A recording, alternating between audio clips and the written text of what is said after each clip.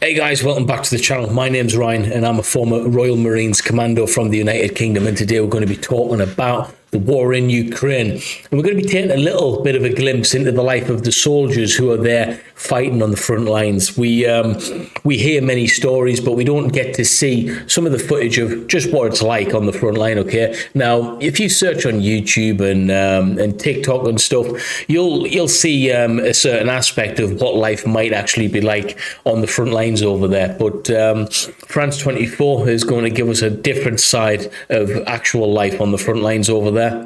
This is something that I've never watched before, so I'm going to be interested to see how it just is on the front lines in Ukraine and how it's actually portrayed.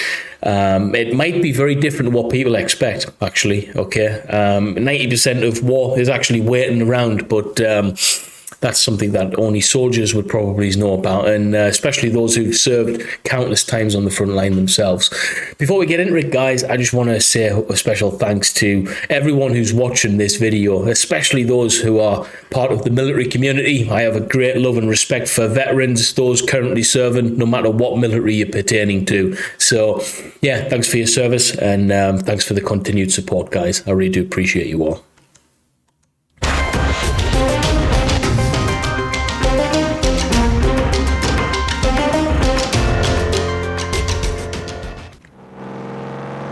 This BTR-80 first rolled off the assembly line in 1986, and it's now headed for the front line. I'm not going to lie, as soon as that started, it sounded like one of the vehicles on PUBG. Rewind that back and tell me that sounds like a PUBG vehicle, because honestly it does. Ну что ж ты так глушишь, ну блядь, ёбаный насос. Откачивай масло быстрее. БЦН, что ты тут, блядь?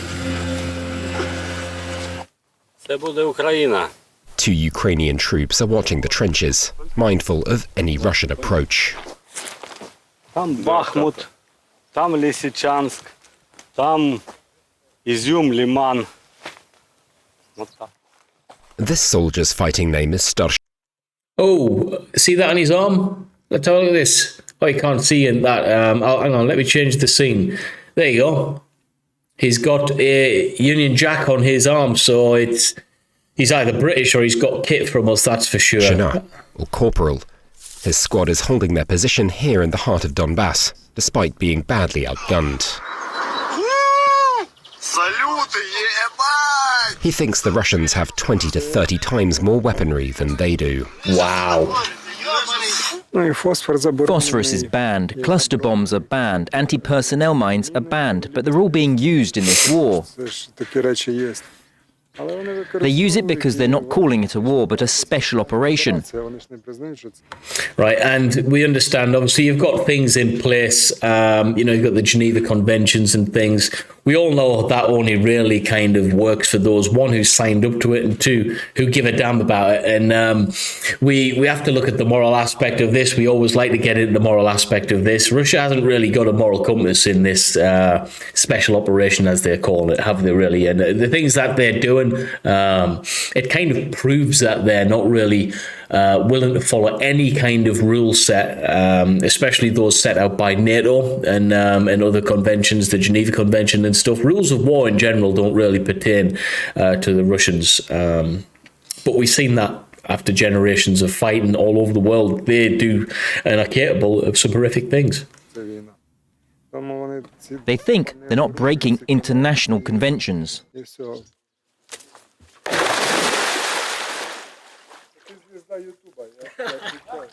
While some soldiers are reaching the end of their tether, they still find ways to unwind. Talisman has been here for 3 months. We're too tired. We're fed up. We're not getting any time off. Did you see those trenches out there? We've been digging those things from day one.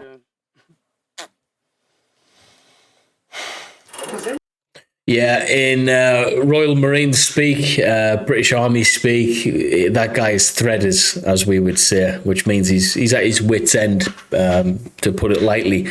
But that's something that I think people don't realize. You know, that guy's living in what appears to be like a homemade shanty house. He's made it himself. Living on the front lines doesn't necessarily mean that you're in a building or you're on a military base and then getting shipped to and fro. For those that don't know, you are living literally where you need to be. And it's up to you, the ingenuity that you've got, the imagination that you've got to be able to make your living conditions a little bit better. And obviously that guy's made a little bit of a hut himself, but bear in mind this guy is living and fighting on the front line. So that's going to be a tough way to live for 3 months. He's effectively living like a posh homeless person who's having to fight war, which is makes that situation in some cases probably is intolerable. That's the thing that we need to consider when we are talking about these wars, is the people who are fighting them, what are the conditions that they're truly experiencing? Because under normal circumstances, I think people wouldn't realize just how bad the conditions could be without fighting a war. All right, that you wouldn't want to live like that even if you weren't fighting a war. Let's remember that. Okay, you'd class that style of living quite heartbreaking. Okay, that wouldn't be acceptable. But the guy's fighting a war on top of that living as well. So after a hard day's work, seeing his buddies get killed, injured, maimed, seeing some horrific things, people trying to kill him. He might have been injured during the process, fatigued, might not have eaten decent food, seen some horrific things. That's where he gets to go back and dwell on his thoughts at the end of the night or the end of the morning. He might get 1 or 2 hours rest and then he's up doing it again. Seeing the horrors of war. So I think it's important that this type of stuff gets out there. It's important that we get a better understanding of it, and it's important that we have a little bit of gratitude if we're not in that position ourselves. Okay, I'm extremely grateful for the freedom that I have in my life right now. And yeah, I am going to say it because of guys like this fighting on the front line. Now, people might say, well, him fighting on the front lines in Ukraine has got nothing to do with your freedom in the United Kingdom. Well, yeah, if you want to look at it in simple terms, maybe so. Maybe you're right. But the way I look at it is, if we let bad guys do bad things and good guys like these don't intervene, those bad guys will spread their wings further and further and further afield, because there's one thing that bad guys share, a tendency of is greed, and they'll continue to do what they're doing if they're successful at it. It's no different with Russia invading Ukraine. If they're successful with Ukraine, they're going to steamroll into the next country. That's my personal opinion. I might be wrong, but that's what I think. Welcome to hell. His duties also include helping out the cook. И это еще хорошо, поверь. Переводи. Жарко очень. Это тоже дети рисовали, и это пожелание, повертайтесь живым. Тяпа, вылазь, там у нас ще боец один. On the menu for the evening, traditional Ukrainian borscht. Mealtimes are always a moment to relax among comrades.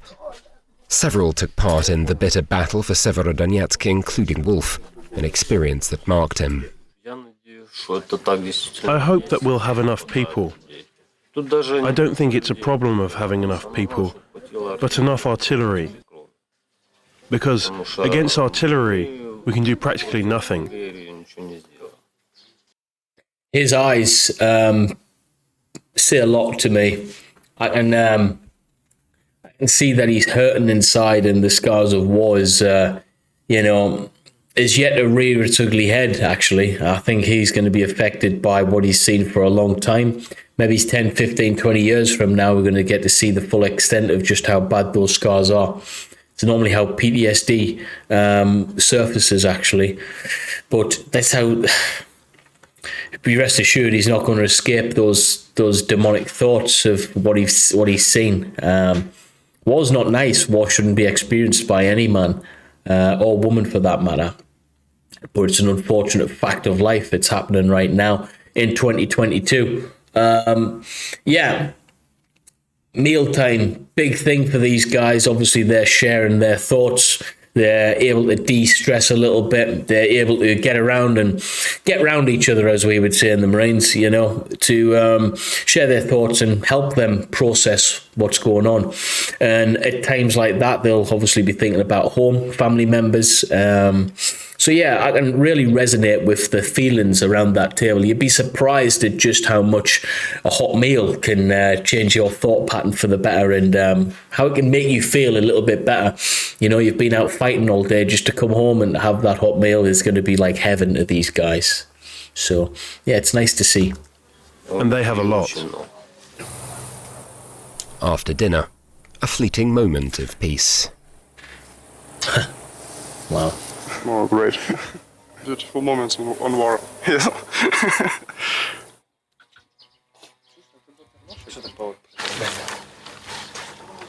Бетмен, братан, я ж тобі говорив, не пий з калюжі. Зачем ти? Right, dogs are just morale. They're such wonderful creatures, man. And times when you're away from home, not even at war, just on training exercises and stuff, these beautiful creatures can really put a beautiful glimmer of hope in your day. I remember being in Albania, and there was dogs everywhere, and no disrespect to the Albanians, but they treat their dogs terribly. Something that I wasn't used to, being a dog man myself. You know, I had dogs all my life. I love them. I think they're better than human beings in many ways. Okay, and we stumbled across this little dog, and the dog followed us back to where we were staying, and we fed it and we looked after it and stuff. And it was just a nice thing. It was a nice part of our day, all right, to see that dog, because dogs will just be happy with you no matter what type of day you've had, no matter what type of day they've had. They're going to be nice to you. There's an old saying, you put your dog and then you put your wife in the trunk or the boot of your car, you travel for 6 hours, and then you open the trunk or the boot of your car 6 hours after on that journey. There's only going to be one of them happy to see you, and it ain't going to be the wife. Trust me on that one, guys. Dogs are beautiful creatures, man. Danger, though, is never far away. Ну, стрелять, в принципе. Там электроника больше. Что там? Собака, а ну под закрытое место, все быстро. Под елочку. Закрытая местность. Генерал, под елочку. The troops are preparing for the night watch, and they're ready to face the Russians. Но у меня есть ощущение, что человек не понимает. Мы прекрасно понимаем, что нам We know perfectly well what we're up against, an enemy with huge forces. This isn't our first time. We're sure we'll have enough strength to hold these positions. The worst thing possible has already happened, the outbreak of wide-scale war. In the distance, phosphorus rains down over Slavyansk. For our own safety, the soldiers decide to have us spend the night under more solid shelter.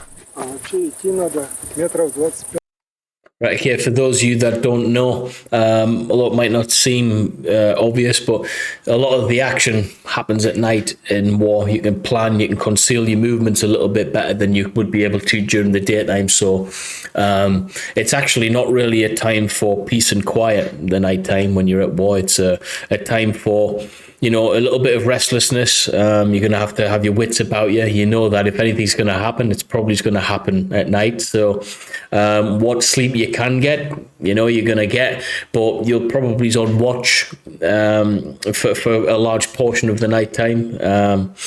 And yeah, if shit does hit the fan, as we say, then you got to be ready to fight and fight all night in some cases, like these guys are witnessing in the distance there, the phosphorus going off. Yeah, you don't want that stuff touching your skin. Water won't even put it out, so it's going to burn. And it's going to burn all the way to the bone. It's not a nice. It's not a nice bit of kit. Put it that way. Tension during the night is constant.